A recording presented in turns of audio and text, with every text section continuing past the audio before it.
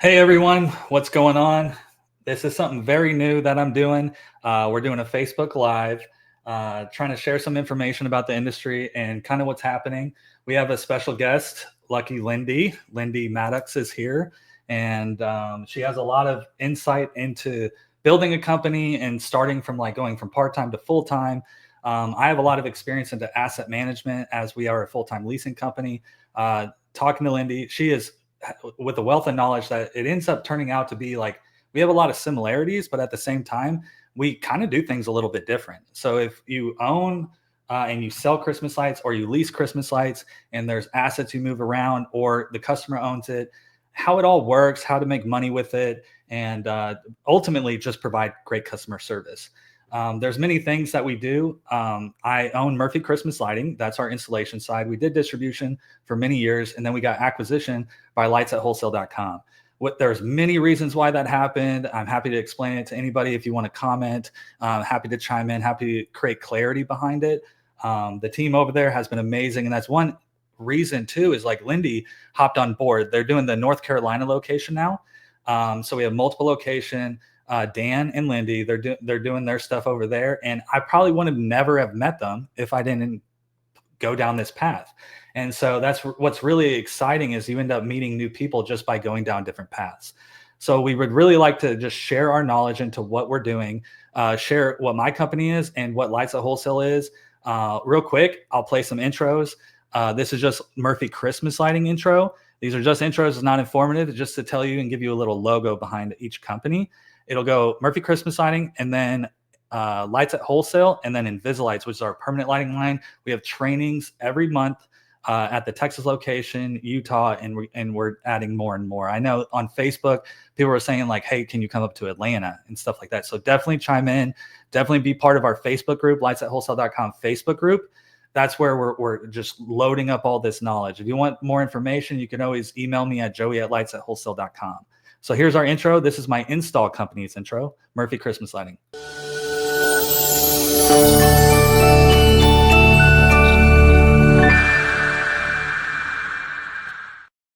So Murphy Christmas Lighting, I built that. We've been running for multiple years, and it's become a 7-figure business. So I quit firefighting paramedic for 13 years, and I did that. And then I was doing Christmas lighting a little bit in between that. And then I had to just exit because it just got so big. It got really, really big. And so as it got bigger, we started doing distribution, and now we're teamed up with lightsatwholesale.com.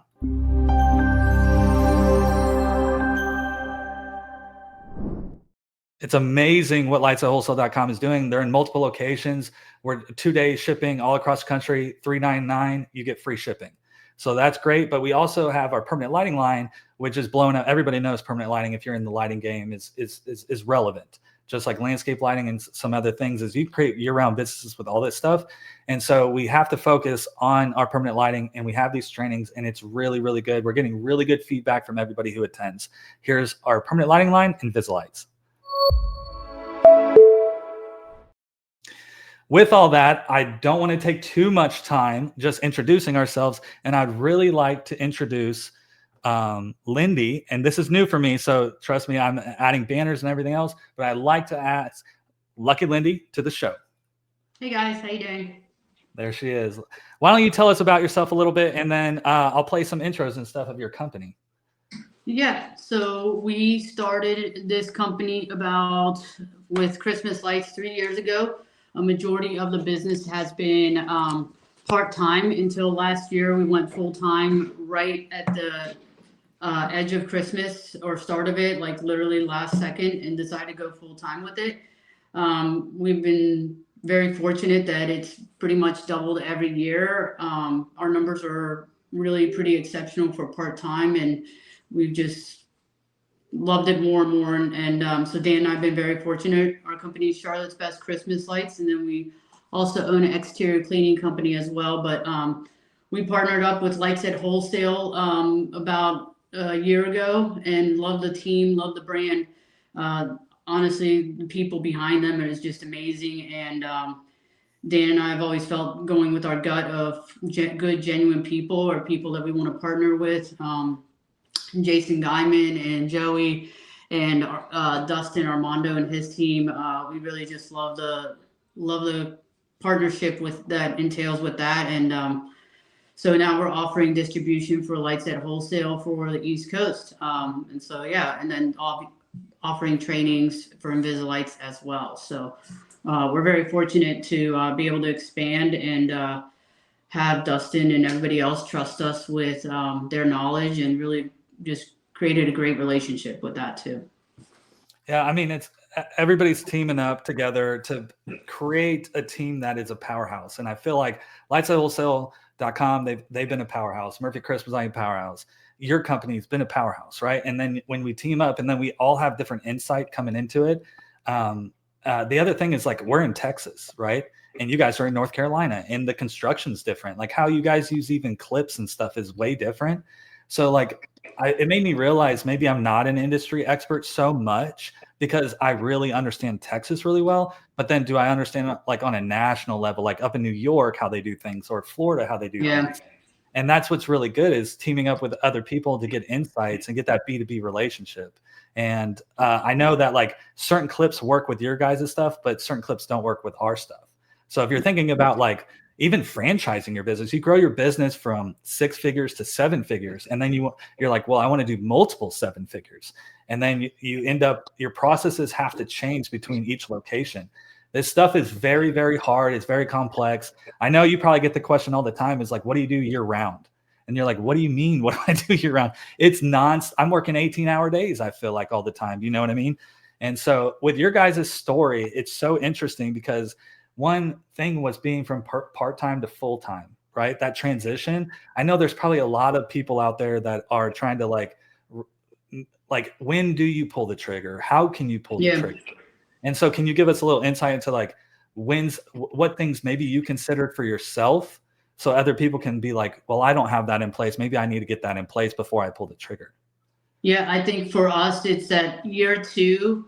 We really, year one, you're just building clients. Year two, you get 80% return. So we were able to build really well from year two, and then we kind of were able to see going into beginning of year three, but not starting Christmas lights, how much money we really needed cash flow to sustain going into quitting. Dan quitting his other job and then doing this full time. So we planned out financially how that was going to look, what the numbers needed to look for it to make sense, and how much I had to close, how much we had to profit, how much marketing we had to spend for that year to really keep it in rein, because you can also kind of go crazy with marketing spending. So knowing the numbers on that, the man hours that we would need, and stuff like that, we really planned that out going into year three, planning that he was going to quit. But I mean, our numbers were already really high. So for us, it was more of, we had to decide if we were going to take back and not do as much business because we were so busy, or we were going to just have to go all in, and we really wanted this. And so that's kind of when we decided, let's just go all in. And we doubled last year from the previous year, just going all in. So yeah, we've been really lucky on how that process went, but it was a lot of planning on the back end going into that next year financially and stuff like that. Not everybody can do that, but it really helped us in a lot of ways know the numbers in advance. You have to know the numbers before you're risking. You have to know how much profit you're making going into your other jobs to really see if, am I really making enough profit to sustain this going into next year? So. Yeah, that's one big thing with me, is everybody will say, oh, I have this much properties online. Right now, our company only has 147 properties, and we're over 7 figures, right? So it goes down to knowing your numbers. It is a giant math equation. It's very dynamic. So I like profit versus man hour. If you tell me that you have these properties, well, how much man hours does it take to get this? And then how much net profit can you get if you reduce some of your overhead on top of payroll, right? And so you're like, I need to know my numbers. And it's like, to me, one of my biggest numbers is profit versus man hours. If I know that I have 3,000 man hours to complete all these projects, it helps me know what my net profit is, and it lets me know what I'm getting, and is this sustainable if I pull the trigger now. You made a big point about actually like staging a bunch of stuff. So you're going to do this transition and push of like, well, I need to have a projected income. You know what I mean? Like, because you have to complete the work. This is service industry stuff, right? And so it's like, well, you actually planned for you to excel above that, and you calculated, hey, I have this much man hours I'm going to commit because I'm going to stop my full-time job.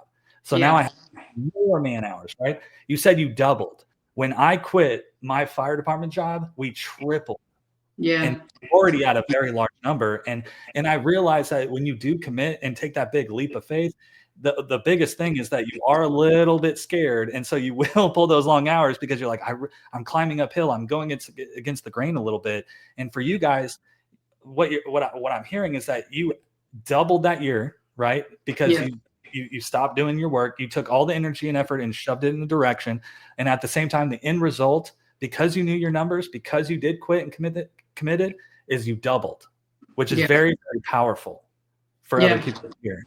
Yeah, and I think that's huge, and it's not like to boast me. It's the realities of my numbers that people are really quick to boast on their numbers, but we kind of knew going into July at the rate of what I was closing in July that we were gonna he was gonna quit his job just because of what I had already done in July. The numbers Yeah. in July were already pretty great at that point. That this was just kind of a no brainer for us, even in an election year, which is really tough to double. But really, it's again how you price stuff too that matters. So and what you're looking for as far as your clients. Yeah. So I would like to play a little video clip of Yeah. your company that you shared with me, just so people can see a little bit about like what you guys do.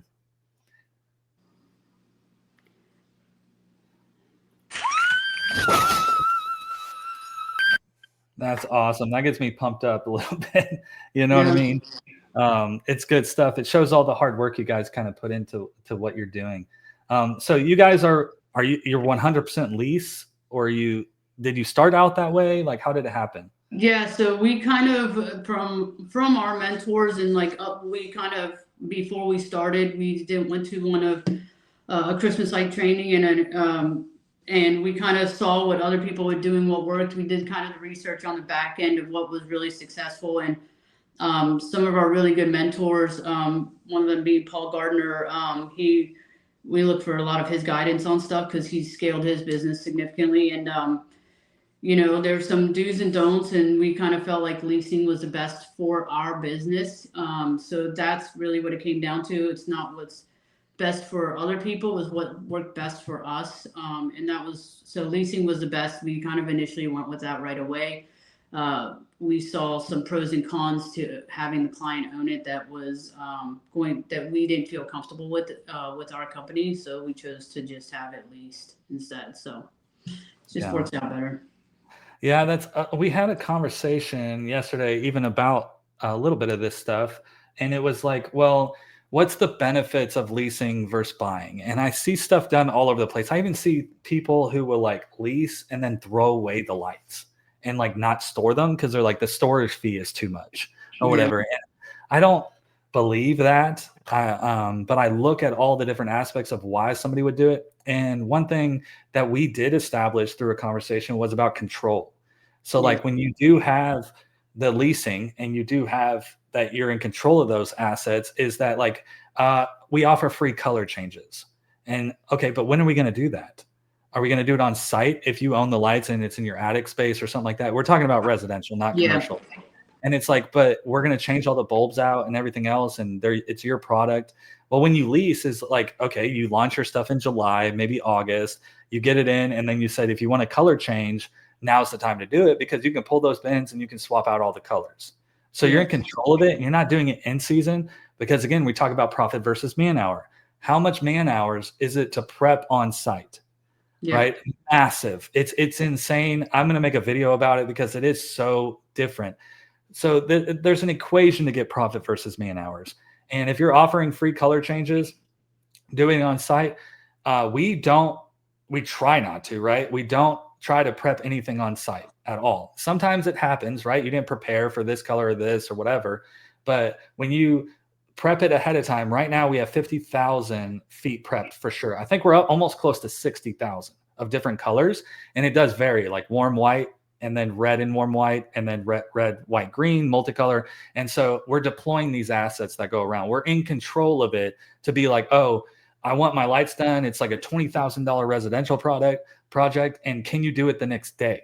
Like, are you so strong with your resources and within your logistics, your systems and everything else to be able to deploy, to be able to do somebody's house in November that's a 20 grand project the next day because they're behind the ball. Maybe they moved there in November. They didn't prepare for this, but they got the cash and they're willing to do it, and they just want you to do it, right? So I think it's a little bit about control, to be able to offer the service, a premium service. They say white glove, red carpet. Well, what does that take?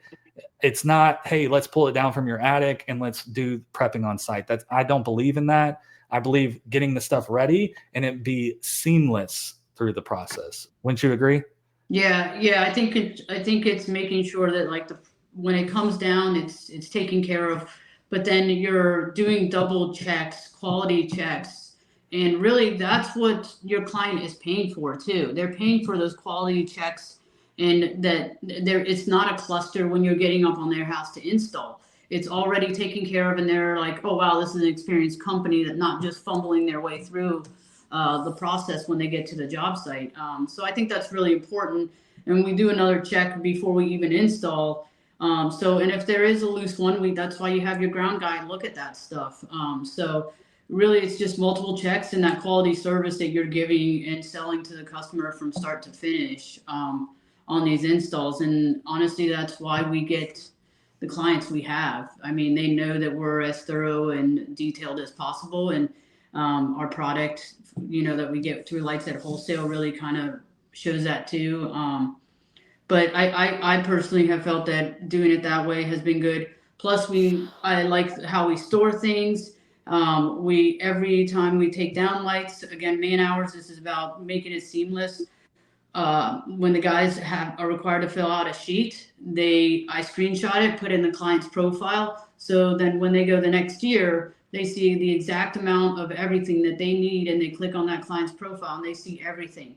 So there's no papers that's really being lost or anything like that. It's all seamlessly in the system as well. So again, that's part of being thorough and using up those man hours. And the nice thing about that is that you know where everything needs to be and how it's taken care of, zip tied and color coded. And you can't do that when the client owns it. That's a lot of that is taken out of the equation. And Dan and I just didn't feel comfortable with that, honestly. Yeah, no, 100%. I think being organized is a big one, right? So like you can get these projects, but then how you even store it and the amount of money it takes to store these things properly without damaging them.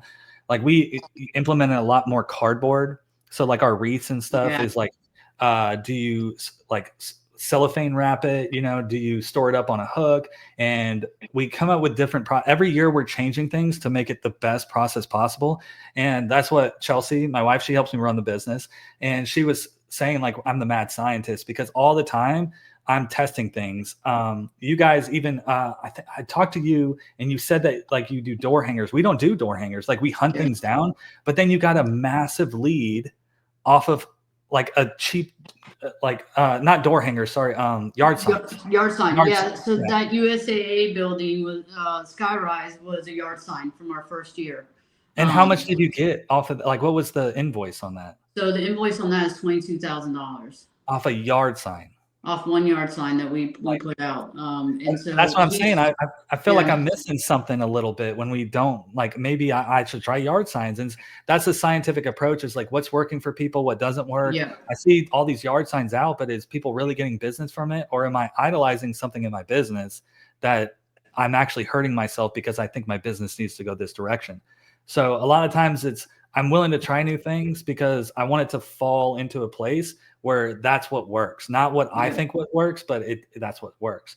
So we do, like at Murphy Christmas Lighting, we're like 90% commercial now. And what we do is a lot of specialized projects. I do view us as like a design company. I do Photoshop and everything else. I do want to share with y'all, this is on our Facebook page, you can go look, but a little bit about the work we kind of do, because once you get in it deeply, it's like, how do you separate yourself in the market? And you end up becoming like a designer for real. This past year, I have bucket lists every year, right? And one of those was I wanted to check off that I couldn't share a project. Like I had to sign an NDA, like it was an exclusive project, right? And we did this an amazing project, and I wish I could just share it with the world of like the artistry that we did, but they have their own media company and everything else, and you can't interrupt that. You know what I mean? Yeah. So it was really interesting to just be part of that, where you do something so well and you can't even display it. Yeah, we've had to do those, and it sucks. You get it. It's not an ego thing. It's just like, man, I wish the world could also see what we did. Yeah, you're very proud of it, you know? Yeah. This was 8-foot custom bow that we did on a monument, and there was 2 of them. So it's a mirrored image, and I was very prideful of that one because we had to have it custom made. We did get it custom made in the US and got it imported, everything else, made sure all the specs were right. I designed it, like the blueprint, hey, this wide, this many feet, and then the company worked with us. So doing stuff like that is very, very cool. I'm very prideful of this one right here, which is it ends up being a statue, and we have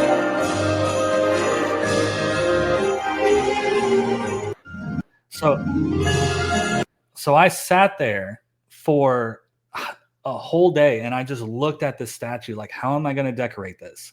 How can we make this Christmas? I did a red theme. We put Twinkly Pro within it. We used zip ties, but I used garland that went around her neck, and then I used jeweled ornaments for earrings and for the necklace. So at the very bottom, it just sat right there, and she has an actual necklace and jewelry on, and then she's sitting in a bed of garland. And I thought it turned out really well. I thought it ended up like being something that was like so unique that like, yeah, I love that. Like, who else would you call to do this? You know what I mean?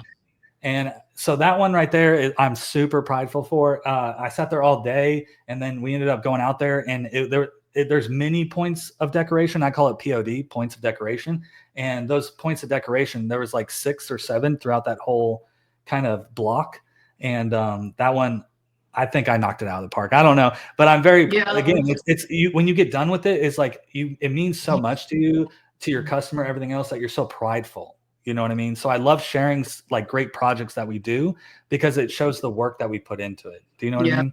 I love the elegance of it. Like, I think there is, me personally, like visually, I love something that has a lot of simplicity but elegance to it, and isn't just over the top to be over the top.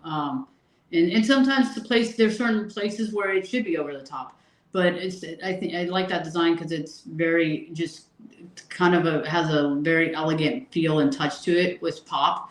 And something like that kind of deserves something exactly like that, to be honest. And that starts to separate you as a company too from other people, is that level of sophistication, not just putting it up there. So when you do great stuff like that, you want to be able to, your team works hard for those, so it's not just you, your team works really hard. Like some of our jobs where they're there for a day and a half for one property. I mean, they work hard for those. They're out there for 10 hours doing that, and you should be proud of that they knocked it out and kept the beauty of it. Yeah, and that's the thing, is like we can't all do it by ourselves. We do pull levers. We are trying to make stuff happen, but like, could I do my whole company by myself? No, there's a team of people. It's very robust. It's a very robust thing. And so with that I would like to talk about a little bit of asset management and everything. So we're in the leasing game. And with that is like, you own the product and you're leasing it. You give the client a very good discount based on like getting the supplies, implementing the supplies on their property. But you're in control of the supplies, right? And there's tax implications with that you don't have if people own the lights. At least that's how it is here in Texas and everything. But what I started looking at is we do a review every February, March time, like early March, and we review all of our assets and did the asset change based off of economic impact, right? And you see like tariff prices increasing and all this stuff and what's happening with the new president. And then it's like, well, did our assets go up or down? They're depreciable assets, right? But did they go up or down just based on like economic impact, not because they're depreciable? And so I started looking at we had a 16-foot arch, and that arch, I think I bought it for $11,000, and right now pre-order buy it's $14,000. So it went from 11,000 to 14,000, and that's new.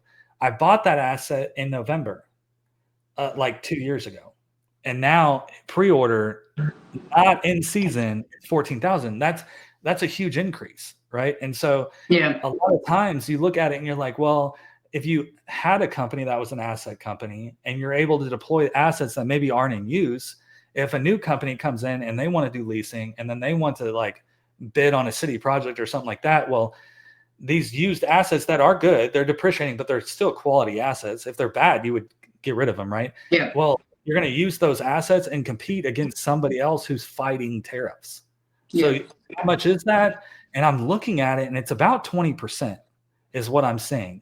I don't know if anybody else, they want to comment or something, but that 20% is a huge difference. If you're competing with somebody, your net ROI, they can be 20% less than you and still meet the same ROI. That's crazy to me. That means the people who've been in the game a little bit longer can compete kind of on a higher level. But again, there is markups and there is ROIs in this stuff where if you can still win the bid, but you still you have to be like really competitive, where the other person doesn't have to be as competitive. So it gives you a little bit of edge. Are you seeing some of this stuff? Yeah, I am. I honestly, there's probably a lot of that goes into it. I also think too, it's how you sell too. So at the end of the day, I mean, if I might be able to sell better if it's just based on bid alone, then it's up to you to decide if the ROI is worth the hit to get that relationship or not. That's another thing. Some people will take it. Other people are like, it's just too big of a hit to justify it. Yeah. Again, that also plays a factor in like what you buy. So if you're buying so product at Home Depot, well, next year, whereas you buy from somewhere else where it lasts 5 to 6 years or 10 years, and then you buy at Home Depot where it lasts 1 year at most, there's also a difference too. So if you're choosing to buy product from not so great place and as opposed to a really great place, then there's your ROI in itself right there. So you could be a company that's been doing it for 8 years, but you buy from a local store and half your ROI is gone sometimes. So it really depends on that as a factor as well. So I think it's a mixture of that. I see a little bit of it, to be honest, and that's part of the nature of running a business and being good at selling too. So I think if you're good at selling and what your value is in selling the feeling of Christmas and things like that, then some of that doesn't become an issue as often. That also plays a big factor in it, in my opinion. Yeah. Yeah. The one thing I want to talk about is preparing for the Christmas storm. So I know with us, like we're a year-round leasing company, and we have 50 to 60,000 right now. I'm not exactly sure. I know it's over 50, but we have 50,000 feet prepped of C9s because that's the main bread and butter, right? But is it magnetic? Is it yardsticks? Is it unclipped? Is it clipped? That's why we have such high numbers, right? It's because, we have a big magnetic job. I know we booked a magnetic job that was 6,000 feet. And we didn't have 6,000 feet prepped of warm white. It was a basic color. It wasn't a specialty color. And it was like, well, do we have that ready to deploy? That right there is like, well, what's the man hours in the warehouse to prepare that to be able to send this off? And then what are our other commercial projects doing? Like if we have to replace ornaments on a tower tree or something like that, right? Is like they faded. Glitter does not do really good in Texas with the UV. Yeah, And I can see that. the red glitter starts turning orange and stuff like that. You know what I mean? And so when we prepare is we do things in a certain way. We did everything the same. I think we switched it up a little bit more this year to do the unclipped and clipped and not put it in the same bin. That way we can see what happens once it's done. And then what we do is we weigh the bin. So we understand how much like a bulb, the wire, the clip, and the bin. And then we have calculations to where we weigh it, where we're like, we have 450 feet. We can we have colored zip ties, like neon zip ties. That way, when you cut them on a property, you can clearly identify them. Sometimes black and white gets lost in the grass, but we do every 100 feet. So if you open the bin and you look at it and it's every 100 feet is lassoed, you're like 1, 2, 3, 4. Okay, we got 400 feet. So we do have that, but we also do weight-based model. because the other thing is we do repurpose lights. Like if we have it at a property, we don't have it the next year or something like that, we do strip the product because we're going to retain that asset. It's depreciating, but it's still good, right? So we take it off, we put it in the bin, and then there is how much does a bulb weigh? How much does 100 bulbs weigh? Is that the same as one bulb? And then you put it in a bin, you weigh it, and then you're like, okay, I have 500 bulbs in this bin, and I'm able to do 500 feet. Yeah. So it's even about staging it to be like, well, how many spare bulbs do we have that may have been used for only 1 or 2 years? And can we repurpose it on a different property? Because these bulbs are good for about 5 years is what I see in Texas. And so we'll use those bulbs and repurpose them, and we track it to make sure, because the worst thing you can have is to reuse product. And then all of a sudden that product is, it starts going out, right? Like you install it and it just starts failing. The customer's not going to get a great experience. And that's why we use those assets. We repurpose them, but we have to track it. We do have an inventory management system, and we do log that stuff. We do have some stuff in our CRM, but when we kind of got to the size that we needed to get to, we really need an inventory management system, which I know a lot of people don't have, you know? And so what are the systems that you may use as you guys scale and grow? What are you kind of excited about implementing, whether it's anything like a CRM, marketing, just whatever, to make your business run more efficient, to scale appropriately? Yeah. So, I mean, like we obviously have a CRM, and we had that.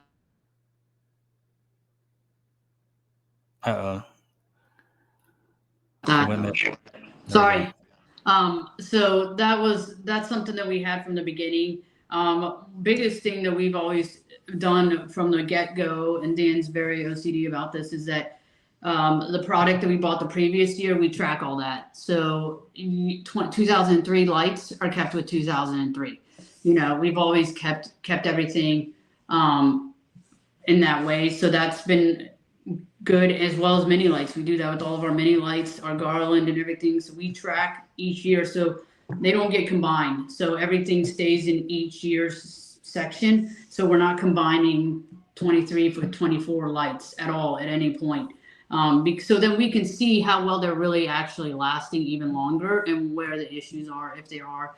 And then you also don't have irregularities. You're not chancing that. That's something that we've always done from the beginning. And then I can always tell too how I sell in the beginning of the year, when I'm closing in January and February, as well as in July with new clients, what our inventory is already looking like. Because we buy at the end of the year a lot of lights, and then we go into the new year. And if I sell past the point that Dan's like, based on our spreadsheet, you need to sell this much, and we'll have already ran out of all product, then we start buying in July more product. So we're getting that discounted price for buying it during that time frame, as opposed to taking it, getting it more expensive in November sometimes because you're in a rush. Now, granted, you come to a point where you are going to be in a rush no matter what. So just because you're closing fast jobs and people are wanting it in the next day or 2 days later, so there is that variable that you always are going to run into, that you just don't expect, like, holy cow, I just closed this massive commercial job, things like that. So, but that's how we've done our inventory. And like I said, we zip tie everything off. We count it in bags and then date it and everything like that. So we don't weigh it like you do. That's actually a really clever idea. But we actually count it in quantities of 50 and keep it that way, and keep it simple, because then the guys, less room for man errors more so than anything else. So it's a lot easier to train the guys of what to expect. And when you have that consistency year after year, it makes it a lot more seamless going into every season. But a lot of ours is based on how we're already selling going into the next year, which is really nice for us, at least. Yeah. What do you think is like one of the biggest hurdles that you guys will face, that maybe you're trying to predict? You know what I mean? Like, you want to get more in the commercial space a little bit. I know a lot of people try to get more and more in the commercial space just because of how everything's set up, but it's like, the hurdles behind that, and maybe how you're trying to overcome those obstacles to get your business like to the next level. You know what I mean? Because everybody's at a different level. That's what I come to realize, is like, you could be in it for so long, you could be in it for a short time and be really big. Yeah. You kind of know, but you can be in it for like some guys are in it for 20 years and they're not as big as some other guys. but they kind of just have it where they're comfortable with it. You know what I mean? Yeah. They're like, I'm not really looking to go this way or that way, but I'm looking maybe do better marketing, or I'm looking to maybe increase the efficiency of my trailers or something like that. You know what I mean? What are you guys working on this year that just is maybe trying to take you to the next level that maybe somebody could give insight onto to lessons learned or something that they do? Yeah, I think the biggest thing is you both have to be very specific and detailed on the goal going into the season. If you're just going into like, oh, I just want to do 400K, well, that's great. But really, it needs to be more precise. Like, I want to close 100 homes at this average ticket with this percentage of profit. Things like that is what you need to be specific with, because then you're more focused, you're more honed in. It's not sloppied into the thought process. You just have to be more intentional with your goal and making it detailed. So writing the goal and making like, this is what I want to achieve. This is the profit I want to make coming in out of the end of the year. This is my average ticket I want to be making, and things like that. And Dan and I went into last year doing that. Honestly, we skyrocketed what our initial goal was. So then we had to bump it up. We weren't even into the season yet, and we had to bump up our goal. So I think that going in and being detailed, because then you're like, okay, let's make a new goal. And then for us this year, it is a lot more commercial. We have really honed in residential very well. I love our clients on that side. We do about 92 homes, and our average ticket is amazing on that sector. So obviously we'll increase that a little bit more this year. As far as approaching things, I think it's for us. We were very lucky that last year our crew was outstanding. I was very happy with the crew that we had last year. I think if anything, it's systemizing that more. But they crushed it really well last year. We didn't have problems with finding employees. We created a system of how we wanted to hire people and find people. One thing that we did was we had them try on a 2-day basis. And we said, hey, come out. We interviewed 6 people via phone. And we said, come out for 2 days, see if you like it, see if it's the right fit, see if you're a right fit for the team. And in those 2 days, you can see if they're going to show up on time the next day, number one, if they're actually afraid of heights, number two. Number 3 is if they're really detailed oriented, and if they can work as a team, or are they kind of more of like, I just want to be by myself kind of thing. So there's a lot of things that you find out in those 2 days really quickly, actually. And so that's kind of what we were able to do. And then instead of you worrying about, oh, I've just got to get someone to get on my crew, you're choosing, no, I want this guy out of the 5 guys. I want this guy because this guy is what we're looking for, is going to represent our brand the right way, be detailed. So that was something that we've been doing more of, instead of feeling like we just need a person. That's not going to, at the end of the day, give you the quality of installations that you want and grow your business the way you want. So I think that's something that we really shifted last year. Whereas the previous year, we did feel like we were having to just find people fast as possible. And then this year, we really took a different approach. And I think that was the smart approach. So I think honing in on those guys and really refining them and making them stronger leaders to train the rest of the group, I think is only going to benefit us to scale, and giving those guys responsibilities. So marketing wise, it's focusing on, like I said at the beginning, finding your budget. What's your cutoff budget? We can't spend past this. What worked before, and then do beta testing on new stuff, like, doing door-to-door sales, or hiring sales guys, things like that. As that approach, that's something that we're looking at right now. So the more, I think that's something that we hadn't implemented really last year. And this year we're really pushing that. So I think that'll be a big factor, but we're very blessed because on the pressure washing side, we deal with a lot of commercial as it is. So we've already built those relationships, and now we're just trying to top it off on the Christmas light side of it, because we've already created that trust. And that's the hardest thing to do, is to create that trust with the person. So coming up, like you said, a lot of Christmas lights is, and even in your any business, is you're doing video content. The quality of your video content. Are you just slapping it up there to slap it up there just so you have a video? I think that matters too. And I'm very, very picky about what kind of videos we put out and how it looks. And so I don't like just to throw up a video to throw up a video. Yeah. I'd rather just not. So same thing with same thing with us is you care a lot about what you do. You put a lot of effort into it, and you don't want the end result to be something that isn't prideful or something. You know? Yeah. And it's like you want your work to reflect, like you're saying, reflected. You want it to reflect who you are, and that's what your goal is, right? And so that's one thing is like Chelsea saying, like, I'm the mad scientist. Well, what that really means is like we're dissecting this thing from the inside out. We're finding every different way that it can move, what somebody doesn't know. And so I tell people within our training, there's a 10% rule. So you can hire people, and with Christmas lighting is we can hire at a 10% mess up rule. And what I mean by that is that not all employees are perfect. I'm not even perfect, right? But how much can they mess up to honestly where things don't really get affected by it, right? Yeah. So you put up a bad video, that's historical. You can't really mess that up. You like if you put up a bad video, it's a bad video, right? Yeah. But if you go to hang lights and maybe you don't cap an end, is anything bad going to happen? Probably not. But did the end not get capped? Maybe if it's laying in the gutter, water comes in, it trips the GFI or trips the breaker, and then you have a maintenance call. So it's a cascading effect usually if people don't do what they're supposed to be doing. But how much of it doesn't a company like get, right? Like they catch, or actually that property, there was no maintenances. But then when they go to take down, they're like, oh my gosh, they ran the green wire, the zip line up the downspout. Right. Instead of behind it. And then it becomes when you go to take it down, oh, that is a problem. They unconnect it, things get unconnected.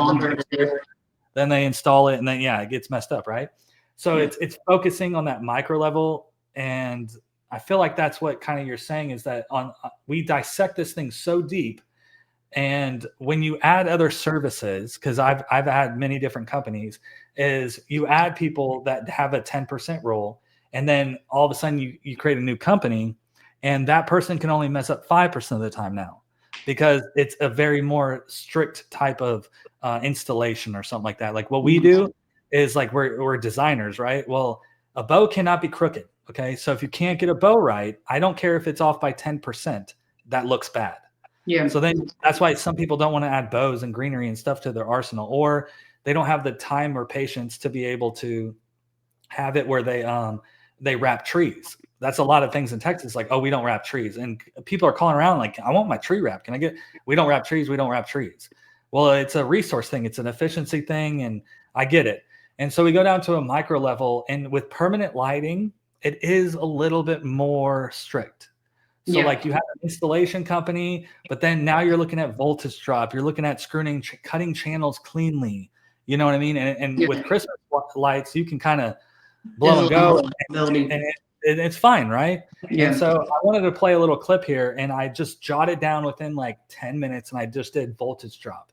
I was actually explaining it to my son because he taught himself Twinkly Pro, like not even like he put it up in his room. Like I had it in my office. He put it up in his room, and there's lights hanging up, and I'm like, how did you do this? And he's like, Dad, there's videos online. Like I can do this, And I'm like, it was a little dad moment where I was kind of like, oh my gosh, this is like, you're a little bit smarter than I thought you were, And so I'm like, well, can I teach him some other little things about, science and conduction and electricity? Because that's what we're in, right? And so I wanted to teach him voltage drop. So I jotted this down within like 5 minutes. And then I was like, I want you to take this and I want you to like redo it. So this is a draft, and I want you to make like a professional thing. But I did post this on lightsatwholesale.com Facebook group. If you guys aren't part of it, I am posting a lot of stuff on there that you don't see. So definitely join that group, comment. If you want to be part of it, I can share the link, but you have to be invited into it. So you just have to request to be part of it. But this was in there. We talk about voltage drop, and one of my favorite songs is from the Far Side called Drop. So I was like, let me just make a little reel of this and like what I did. And I just want to share it with you guys of what it is. And so this is how much we do the micro and go deep into like what we're doing. But I can jot this down in like 5 minutes, 7 minutes, something like that. I jotted it down, And but I know this in my head, but it's not being relayed to like maybe a crew or something like that. Is like, am I going to trust them to do voltage drop, or are they going to run into the problem and then I'm going to be on site and then I'm going to be like, oh no, you got to do this, right? So we're always looking at the micro, but then implementing and automating our systems to do it. So let me share it real quick. It's right here. Let me freak the funk obsolete is the punk that talk more junk than ever sales. I just propel at a rate to complicate the mental state as I invade the masquerade. They couldn't fade with the clipper blade. So this right here is, I mean, it breaks it down between like power balancing is what I call it, and then power injection. So we always say power injection, but it's DC power. You can go around the side, and it's like, to even get my son is 11. I have two sons, one's 11, one's 12, and that the 11-year-old is like, I'm trying to explain how like DC power, how you can actually power balance and create a closed loop versus AC power, and what is AC power and the wave of AC power versus direct current, and what is voltage, what is amps, what is wattage. And it's very complex, you know what I mean? For a while he didn't really pick up on it, but this is the stuff that it takes to understand. We do have Invisalights trainings at multiple locations. You can go to the website and you can sign up for these trainings, but these are the conversations we're kind of having to like step it up to the next level to be able to implement this on a project. And when you go to do it, you can feel confident that like, hey, this is what I'm seeing. What's the issue? Well, that's one thing with lightsatwholesale.com is that we do really good customer service. So if you're not going to get somebody like Armando or Porter or Lindy or me, like there's multiple people that have overlapping roles that like, if you don't know that, if we can't find the answer, we're going to have somebody who can find the answer and we can get it really quickly. Because that's one thing is that when I was doing Twinkly, it was in 2019, and I like the controller was messed up and I really didn't know what to do. So I called somebody, they didn't pick up, called another person, they didn't pick up, called somebody else. And this was late at night at a customer's house at 8 p.m. And I'm like really trying to get this thing working because I have other jobs to do the next day. And there was really no product support, but that one person did pick up and they were like, did you hard reset the controller? And I was like, no, how do you do that? And it's like, I got into a territory of a space and I did do the job. I paid for the job. I completed the job even on my deadline, but I didn't know all the information. But do you know how comfortable it was for me to finally get a hold of somebody? And then they said, do this, and it worked. And I fixed it. Do you know how much that like empowered me? As I was like, oh my gosh, that my client's happy, I'm happy. The vendor, I trust them and have more loyalty to them because they're able to answer my calls. That I feel like that's what we have at lightsatwholesale.com. If you go to the Facebook group, I do feel like that's what is relayed on the group. And I would like to other people to see it. I don't know your experiences, but that's what I'm saying. Is that what you're saying? Yeah, I think what Dan and I did really well is that we perfected Christmas lights our first year and really made sure, and or part of a majority of second year, and made sure we understood how power was ran the right way. I have no idea how many clients we get that didn't want to have another company because power was ran. They were constantly never having their lights on because they didn't know how to run power. So I think knowing how to do that stuff correctly, it was a big factor in going to those trainings and knowing that ahead of time. And then we felt really confident about, okay, let's start doing permanent lighting. And actually Invisalights was the first permanent light training that we ever did. We really love the product. Dan is exceptionally detailed about everything. So, and he was really impressed with the product, and he had done the research on other product and just felt like that was the best one to install for us. And then knowing it and testing it out, playing with it. So when you install it, what Dan always says too, is install it on your own home.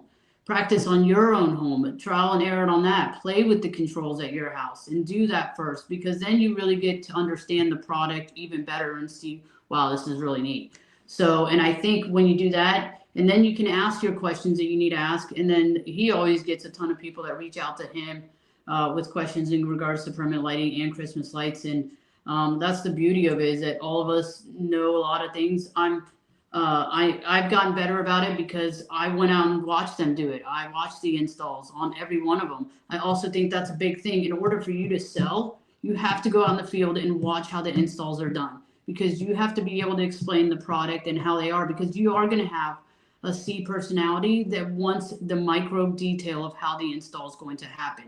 And not everybody's going to be like that. So you need to have someone that knows how installs are going to be, especially for Christmas lights, and even more so with permanent lighting for that matter, because it's a whole nother ballgame. So I think doing that really helped us. Well, like that right my there is opinion. like, so you say like a lot of people will be like, hey, I want to get off the truck, right? Yeah. And it's like, okay, but I don't know if that's like a crew, like a designated truck, yes, but are you going to be out of the field? And Yeah. it's like, because I'm still in the field because we'll have certain displays or new things. And I'm like, hey, we need to anchor it this way and we need to do it this way. And what it is a site manager. So like Yeah. when you have a specialty project, then maybe that project needs a site manager. Am I off the truck? That's not being in an office. Yeah. Off the So truck I is like think I'm just not running a truck, you I know? think that factor is that I'm talking more of like if I'm going to have an office person selling my product and to get more sales once I've refined permanent lighting, I want someone that's been going in the office to go out in the field, look at it, see how it's done, really understand it, because that is part of the sales factor of that too. But at the same token, yeah, being off the truck it like just has to be mandatory at this point. That's when you hire your operations guys that they oversee that stuff. So then you are completely off the truck because the person owning the company needs to be the visionary. They have to be the visionary to scale. And so if you can't do that because you're always out in the field checking on projects, it's going to make it hard to scale. It's going to take longer. That doesn't mean it's not going to happen. It's just going to take longer because you're haven't gone through that process to find the operations guy, and sometimes that isn't easy. But I think once you find that person, is that you train them properly and stuff like that. And but Dan's been really good about having an operations person kind of going out and supervising that stuff because he doesn't want to be out in the field. He wants to do the other stuff at this point. But it's hard to get to that point. There's again, it's what I said in the beginning, going about numbers, planning out how much you really need to be doing into the next year to allow for that position to become available. So that's stuff that Dan and I have like planned out, like going into goals. We want to hire this kind of position. These are the numbers we have to do this year to get a person for this position for next year. So those are all things that we've looked at visionary wise, but he can't do that if he's out in the field doing that, you know? Yeah. So No, that's what I'm saying is I feel like there's a transitional period, but I feel like people are getting a little too hung up with that transitional period because it's hard. there's so many different projects that you may have, especially you get in the commercial space that it's like, Agreed. well, I probably need to check up on this. And it's like, well, somebody else can check up on that. And it's like, well, they can, but I don't have anybody in place to check up on that. But we are at this level. And so it's like a quality control site management issue. I feel like that one's really hard because it's quality control. Like that person has to understand your standard to the utmost, right? Like they need to catch things when other people don't catch them. And that right there, I feel like is an ongoing thing for most businesses at all times. And I do agree, especially with the work bigger time. project and more complexity, especially like the commercials that you do and stuff. I agree that you're a lot more bigger into the commercial than we've gotten into. Hopefully we'll be there. But you know, it is not easy, especially on the commercial side, because there's a lot different factors than what's at a house. A lot more different factors. Power there's all over the place. It's not anywhere accessible. So you're everything is a lot different that you're having to unexpected. Even we call it site surveys. So like we'll have to go out there and like a bunch of residentials. You may run into this or that, but like on commercial, it's like we even did tower trees throughout this outlet center and everything. And then when we opened up the junction box that's in the ground, is they actually had like a twist lock connection. It's not so we had to make a twist lock to like a regular 3-prong plug connection. And it's like, because our lights don't have that connection. So we had to make a little jumper. And it's like, well, could you imagine trying to get that project done and then you don't create that jumper because you didn't do a site survey? And it's like, it goes into so much where it's like, well, who's going to do that? Who's going to understand that the jumper needs to be made? Who's going to check those electrical outlets? So it's these systems and processes that become more and more complex as you grow. And that's why I said like more money, more problems. You know what I mean? Like you get into the bigger projects and you're going to run into like stuff you've never done before. It's not a bad thing. It's just, you also need to interconnect. And like this is like, get on the Lights at Wholesale Facebook group because there's so many people who have experienced this and they're willing to share that knowledge, like for sure. Yeah, I I'm agree with willing that. to, you're willing to, and I think it's a good network. I do want to share real quick is that we do have trainings with lightsatwholesale.com. And if you can see, there's even North Carolina up in there. What? But we do See, have check us virtual. out. Yeah, exactly. We do have virtual. We have Texas, Utah. You can sign up for stuff there. With it is there's also more trainings getting expanded. And from that is I'll share that with you as well, is that we're going to be down in Houston in early May. We're going to be in Utah in early May as well. Like my May is like Slam for you. it's packed. I don't know how much more I can add in there. Even people are like, can you meet in May? And I'm like, no, I can't meet in May right now. So we do have another one that got set up, and it's through another relation that I do value the relationship quite a bit. And he's helped me quite a bit. As I try to pull this up, there it is right here, is if you can see. So this is Kingdom Christmas Lights, Ron Roby. He will be down in Houston, and he is doing a training. As you can see, this is a hands-on training. So a lot of the trainings we do, they're just in kind of like our warehouses, or there's like an office space and everything else. This one is there's going to be application aspect of it. I'm going to be attending down there in Houston during these days to help with making sure everything goes as planned. But Ron Roby's the host. This is on his website. If you guys also want to sign up for training, you can sign up for it. But this one's going to be pretty cool because Ron's a great host as well. And he gives really good advice on different aspects, but at the same time, he does run a larger installation company. So he does residential, he does commercial, but he is teaming up with us to be able to support Invislights down in the Houston market. So Utah is the headquarters. Then there's Indiana, does distribution, pallet racking. There's pallet racking happening everywhere too. And then there's Texas. That's where I run that location with Jonathan. He does our systems and stuff like that. And then there's Dan and Lindy up in North Carolina. So with that is expanding down a little bit into the Houston market because Texas is so big. There's a huge demand for permanent lighting down there. And I'm super excited to actually team up with Ron and kind of make something happen. So if you guys want, and you're in that kind of area, definitely sign up for this. And I will be down there May 2nd and 3rd for sure. And you can pick my brain there as well. Yeah, what do you think about all the different moves within Lights at Wholesale? Yeah, I love it. I think it's showing the evolution and the growth of Lights at Wholesale and how they want to be able to help other business owners evolve too. And I think that really shows of what they're listening to the business owners and what they're saying. And you have to make sure that they're being seen and heard, and what they're coming back with advice, and they take that and make changes where it needs to be made.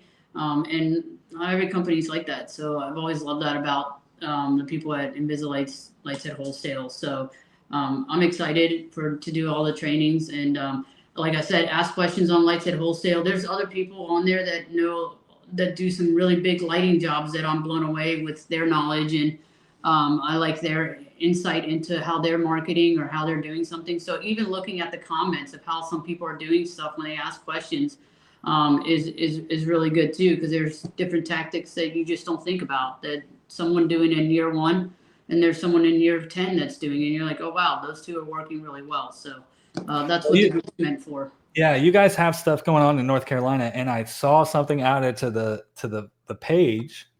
Can you explain this a little bit more? Yeah, so that is for the Invisalights that they're offering.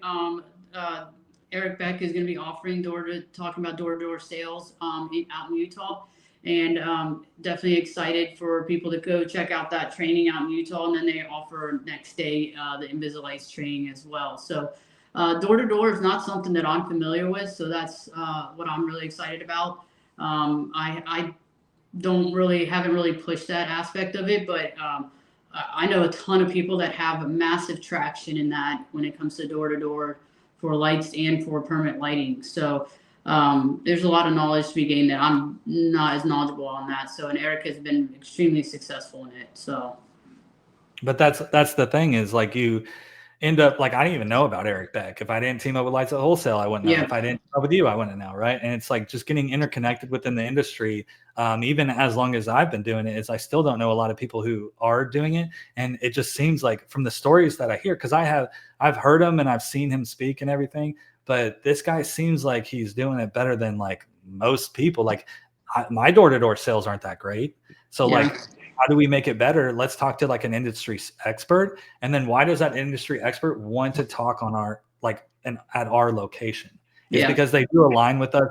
They do believe in what we're trying to do. And then it just becomes even more powerful. So like, if you want to do trainings and you want to like ramp up your business, whether it's permanent lighting, I know we do have some stuff coming out for regular Christmas lighting, which I'm super excited about, because that's literally where I spend 95% of my time. You know what I mean? But I know RGB so well because I had a drive-through, a Christmas drive-through, and I've done Twinkly and Minleon and like all these different ones where I kind of really Inception. I know where kind of everything falls, and I'm super excited about Invislights, but I'm also excited about the regular Christmas side and then who we're bringing it in.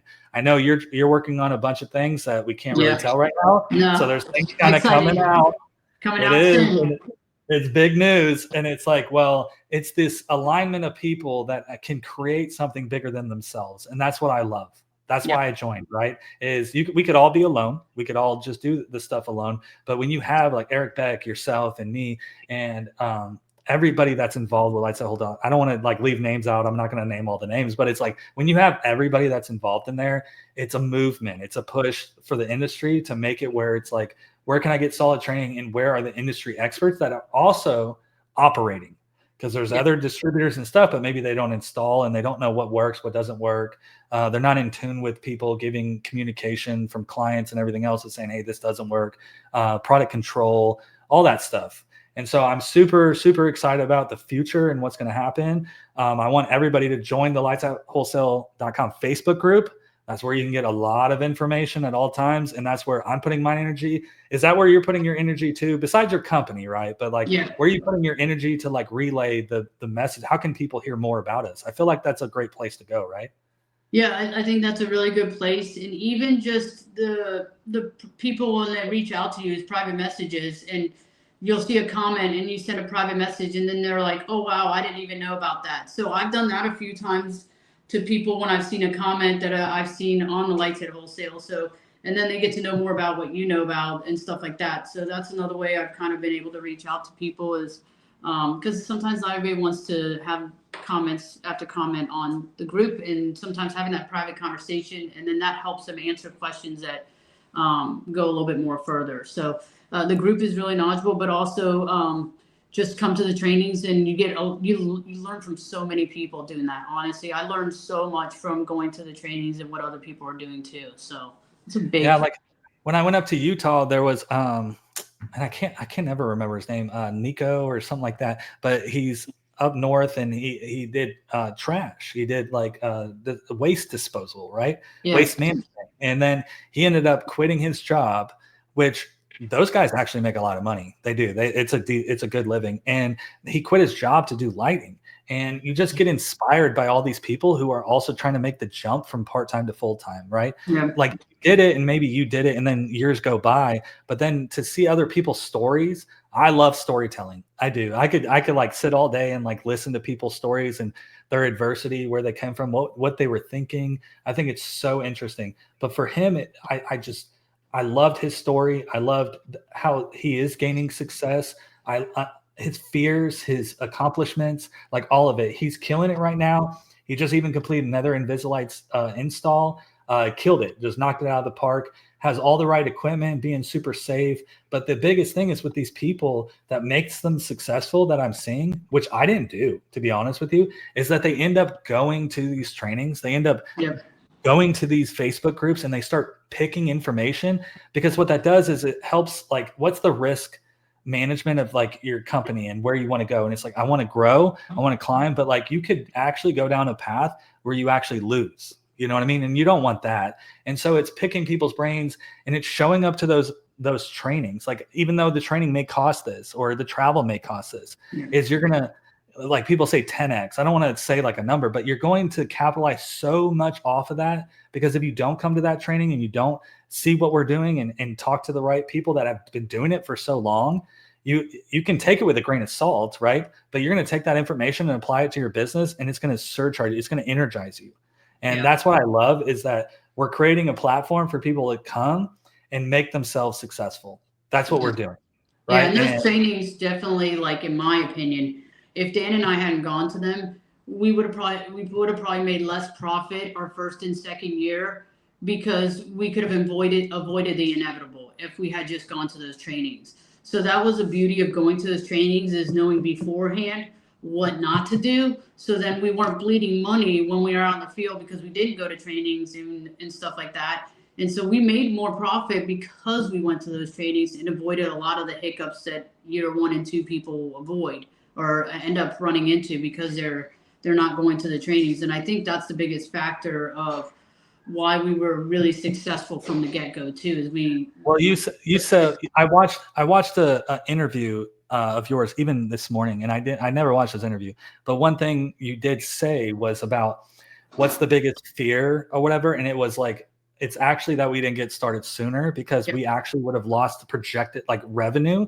So like, you don't want to get it started this year, or you're whatever the excuse. It is an excuse that you're telling yourself, because at Lights Out Wholesale, like, we'll work with you. We'll figure out how to make this magic happen. But you're like, if I don't get started this year, then I could lose like $100,000. Right. Yeah. And it's the lost projected revenue. It's not even about doing it right. It's like getting it started. Yeah. So if you come to a training and you do this stuff, you're actually getting things started. Yeah, and you're learning from other people. You're learning from other people that might have been in a similar platform that you are in, who took the jump and realized, I can do this too. And that's also the beauty of it too, is seeing like, wow, I just came to this training to see if this is something I even wanted to do. And now I'm going out like, I can definitely do this. This guy was in an exact same boat position I was, if not worse, whatever. And realizing that the mindset of pushing forward and going after it. So it's a lot of mixture of that, both of that too. Yeah, it's very dynamic, but I think it's getting started, getting aligned with some industry experts, like real experts. Like, I feel like that's ourselves.